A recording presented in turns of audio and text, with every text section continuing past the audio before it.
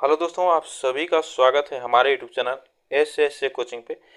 दोस्तों, आज हम लोग संविधान सभा के महत्वपूर्ण प्रश्न देखेंगे। इसमें हम लोग टॉप 25 प्रश्न हम लोग देखेंगे, जो कि यह महत्वपूर्ण प्रश्न जो कि एग्जामों में आते हैं।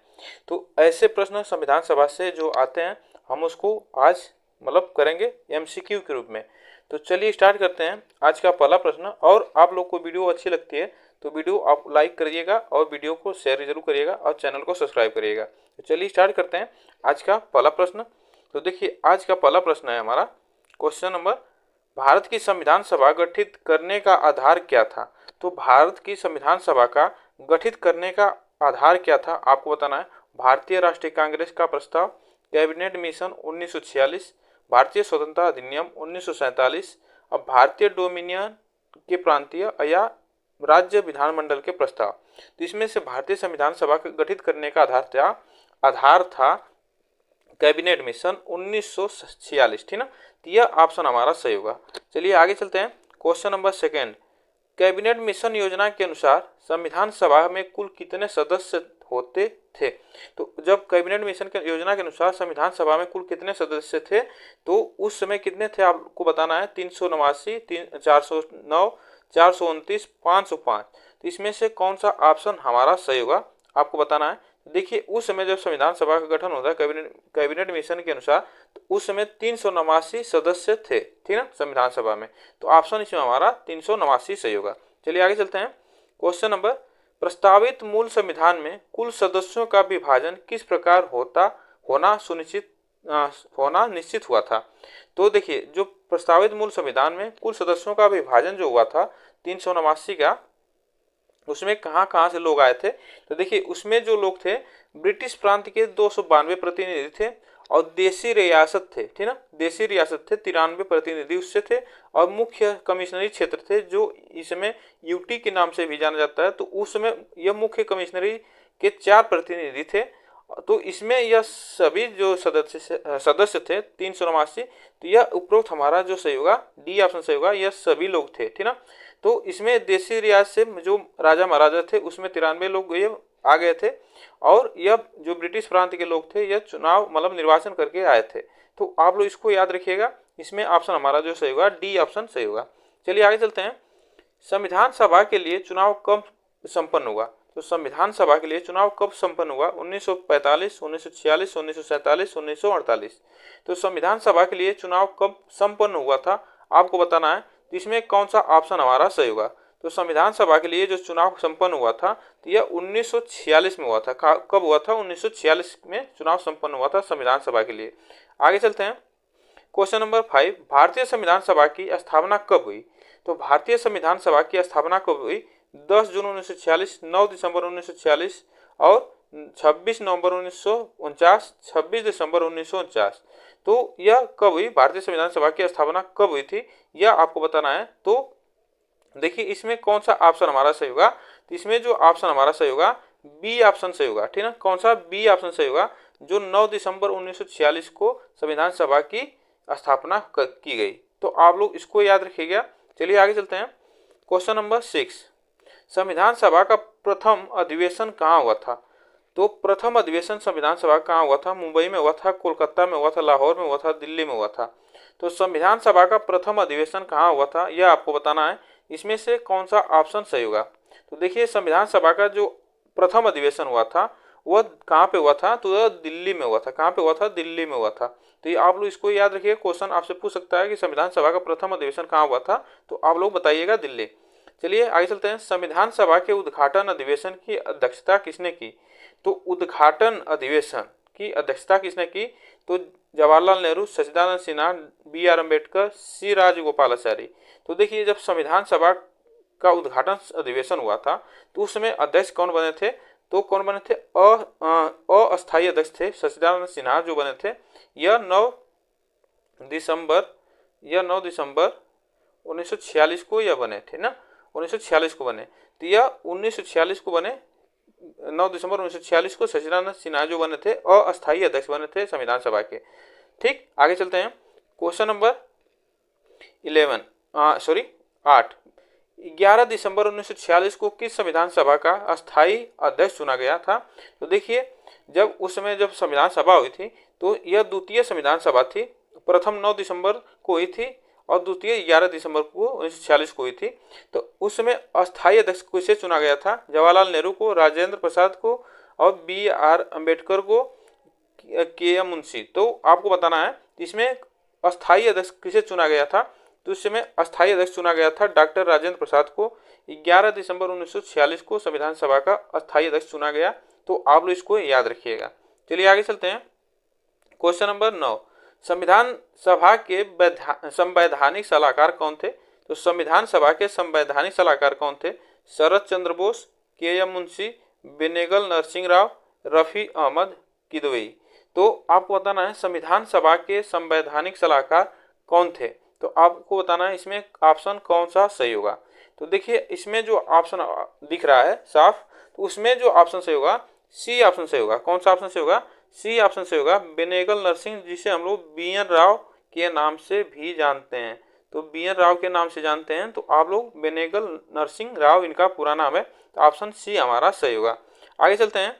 क्वेश्चन नंबर 10, संविधान सभा के प्रारूप समिति की नियुक्ति कब हुई थी? तो आपको बताना है तो संविधान सभा के प्रारूप समिति की नियुक्ति कब हुई थी? 29 अप्रैल 1947, 11 जून 1947, 29 अगस्त 1947 और 16 दिसंबर 1947 को। तो संविधान सभा के प्रारूप समिति के आपको बताना है तो प्रारूप समिति की नियुक्ति कब की गई थी? इसमें कौन सा ऑप्शन सही होगा? तो देखिए, संविधान सभा की जो नियुक्ति की गई थी यह 29 अगस्त 1947 को यह नियुक्ति की गई थी संविधान सभा के प्रारूप समिति की नियुक्ति। तो यह ऑप्शन हमारा जो सही होगा सी ऑप्शन सही होगा। चलिए आगे चलते हैं। क्वेश्चन नंबर 11, भारतीय संविधान सभा के प्रारूप समिति के अध्यक्ष कौन थे? तो प्रारूप समिति के अध्यक्ष कौन थे? डॉक्टर राजेंद्र प्रसाद, जवाहरलाल नेहरू, BR अम्बेडकर, पुरुषोत्तम दास टंडन। तो भारतीय संविधान सभा के प्रारूप समिति के अध्यक्ष कौन थे आपको बताना है। इसमें से कौन सा ऑप्शन सही होगा? तो देखिए, यह प्रारूप समिति के अध्यक्ष थे हमारे जो डॉक्टर भीमराव अम्बेडकर, जो संविधान सभा के जनक कहे जाते हैं। तो ऑप्शन हमारा जो इसमें सही होगा सी ऑप्शन सही है। चलिए आगे चलते हैं। क्वेश्चन नंबर 12, संविधान सभा की प्रारूप समिति के समक्ष प्रस्तावना का प्रस्ताव किसने रखा? तो संविधान सभा की प्रारूप समिति के समक्ष प्रस्तावना का प्रस्ताव किसने रखा? Doctor BR Ambedkar, BN Rao, Mahatma Gandhi, Jawaharlal Nehru. तो संविधान सभा की प्रारूप समिति के समक्ष प्रस्तावना का प्रस्ताव किसने रखा था? तो आपको बताना है इसमें से कौन सा ऑप्शन हमारा सही होगा। इसमें से कौन सा ऑप्शन हमारा सही होगा आपको बताना है। तो देखिए, जब प्रस्तावना का प्रस्ताव रखा गया था संविधान सभा की प्रारूप समिति के समक्ष, तो यह जवाहरलाल नेहरू ने रखा था। किसने रखा था? जवाहरलाल नेहरू ने रखा था। ऑप्शन इसमें हमारा डी सही होगा। चलिए आगे चलते हैं। क्वेश्चन नंबर 13, संविधान सभा में उद्देश्य प्रस्ताव किसने प्रस्तुत किया? तो आपको बताना है तो उद्देश्य प्रस्ताव किसने प्रस्तुत किया? सच्चिदानंद सिन्हा, BR अम्बेडकर, जवाहरलाल नेहरू और आचार्य JB कृपलानी। तो संविधान सभा में उद्देश्य प्रस्ताव किसने प्रस्तुत किया आपको बताना है। तो यह किसने प्रस्तुत किया था आपको बताना है। तो उद्देश्य प्रस्ताव जो प्रस्तुत किए थे कौन व्यक्ति हैं इसमें से? तो इसमें जो ऑप्शन हमारा जो सही होगा सी ऑप्शन सही होगा, ठीक ना। संविधान सभा में उद्देश्य प्रस्ताव यह 13 दिसंबर 1946 को रखा गया था। कब रखा गया था? 1946 को रखा गया था। यह आप लोग याद रखिएगा। तो ऑप्शन सी हमारा सही होगा। जवाहरलाल नेहरू के द्वारा यह उद्देश्य प्रस्ताव रखा गया था। आगे चलते हैं। क्वेश्चन नंबर, भारतीय संविधान सभा में महिला सदस्यों की कुल संख्या कितनी थी? तो देखिए, संविधान सभा जो बनी थी तो उसमें महिलाओं की संख्या पूछता है। तो उसमें महिलाओं की संख्या कितनी थी? 10 थी, 12 थी, 13 थी, 15 थी। तो उसमें महिलाओं की संख्या कितनी थी आपको बताना है। जब प्रथम सभा हुई थी 9 दिसंबर 1946 को प्रथम सभा हुई थी, तो उसमें महिलाएं सिर्फ 9 भाग ली थी, ठीक ना। 9 महिलाएं सिर्फ भाग ली थी। ये भी क्वेश्चन पूछ सकता है, तो आप लोग इसको याद रखिएगा। उसमें जो टोटल महिलाएं थी सब, तो 15 महिलाएं थी। टोटल महिलाएं कितने थी? 15 महिलाएं थी। ऑप्शन इसमें हमारा जो सही होगा डी ऑप्शन सही होगा। आगे चलते हैं। क्वेश्चन नंबर 15, भारत का संविधान लागू कब हुआ था? भारत का संविधान लागू कब हुआ था? 26 जनवरी 1950 को, 26 जनवरी 1952 को, 15 अगस्त 1948 को, 26 नवंबर 1949 को। तो आपको बताना है तो संविधान जो हमारा लागू कब हुआ था इसको बताना है। तो देखिए 26 नवंबर को 1949 को क्या हुआ, संविधान हमारा इसे पारित किया गया था, ठीक ना। संविधान को यह पारित किया गया था। संविधान जब पारित हुआ था तो आप लोग इसको याद रखिएगा, उस दिन क्या था, 26 नवंबर 1900 को पारित हुआ था, इसे अपनाया गया था। और लागू कब हुआ था, तो ये लागू हुआ था 26 जनवरी 1950 को क्या हुआ, लागू हुआ था संविधान। तो आप लोग इसको याद रखिएगा, ऑप्शन हमारा इसमें ये सही होगा, 26 जनवरी 1950। चलिए आगे चलते हैं। क्वेश्चन नंबर 16, भारत को एक संविधान देने का प्रस्ताव संविधान सभा द्वारा पारित किया गया था। तो कब किया गया था, एक संविधान देने का प्रस्ताव संविधान सभा द्वारा पारित किया गया था 22 जनवरी 1946 को, 22 जनवरी 1947 को, 20 जनवरी 1947 को और 26 जुलाई 1946 को। तो भारत को एक संविधान देने का प्रस्ताव संविधान सभा द्वारा पारित किया गया था, यह कब किया गया था आपको बताना है। तो इसमें कौन सा ऑप्शन हमारा सही होगा, तो यह किया गया था 22 जनवरी 1947 को, यह संविधान सभा द्वारा पारित किया गया था आप प्रस्ताव। तो ऑप्शन इसमें हमारा जो सही होगा बी ऑप्शन सही होगा। आगे चलते हैं। क्वेश्चन नंबर 17, संविधान सभा अंतिम रूप से किस दिन आखिरी बार मिली थी। तो अंतिम रूप से आखिरी बार किस दिन मिली थी, 5 दिसंबर 1949 को, 26 नवंबर 1949 को, 24 जनवरी 1950 को, 25 जनवरी 1950 को। तो संविधान जो सभा थी पूरी, तो वो अंतिम रूप से किस दिन आखिरी बार मिली थी यह आपको बताना है। इसमें कौन सा ऑप्शन हमारा सही होगा, इसमें कौन सा ऑप्शन हमारा सही होगा, तो इसमें जो ऑप्शन सही होगा हमारा, तो सी ऑप्शन सही होगा। कौन सा ऑप्शन सही होगा, 24 जनवरी 1950 को यह अंतिम रूप से मिली थी आखिरी बार संविधान सभा के जो सदस्य थे पूरे, तो वह 24 जनवरी 1950 को मिले थे, ठीक ना। ऑप्शन सी हमारा सही होगा। आगे चलते हैं। क्वेश्चन नंबर 18, भारत के संविधान सभा ने किस तिथि को राष्ट्रध्वज को अपनाया था। तो किस तिथि को राष्ट्रध्वज को अपनाया था, 22 जनवरी 1950 को, 24 जनवरी 1950 को, 26 नवंबर 1950 को, 26 जनवरी 1950 को। तो इसमें से आपको बताना है कि भारतीय संविधान सभा ने राष्ट्रीय ध्वज को कब अपनाया था, यह आपको बताना है। तो इसमें से कौन सा ऑप्शन सही होगा, तो राष्ट्रीय ध्वज को कब अपनाया गया था, इसमें कौन सा ऑप्शन सही होगा, तो यह अपनाया गया था 24 जनवरी 1950 को राष्ट्रीय ध्वज को अपनाया गया था, जो भारत का तिरंगा है उसे अपनाया गया था। ऑप्शन हमारा बी सही होगा। चलिए आगे चलते हैं। क्वेश्चन नंबर 19, संविधान सभा द्वारा अंतिम रूप से पारित संविधान में कुल कितने अनुच्छेद और अनुसूचियां थी। तो कितने अनुच्छेद और अनुसूचियां थी यह आपको बताना है। कितने थी, इसमें से ऑप्शन बताना है। 375 अनुच्छेद 7 अनुसूचियां, 387 अनुच्छेद 7 अनुसूचियां, 395 अनुच्छेद 8 अनुसूचियां, 395 अनुच्छेद 10 अनुसूचियां। इसमें से आपको बताना है जब संविधान सभा द्वारा अंतिम रूप दे दिया गया संविधान को, तो उसमें कुल कितने अनुच्छेद थे और कितनी अनुसूचियां थी। तो देखिए मूल संविधान में जो हमारा बन के तैयार हुआ था, तो उसमें 395 अनुच्छेद थे और 8 अनुसूचियां थी।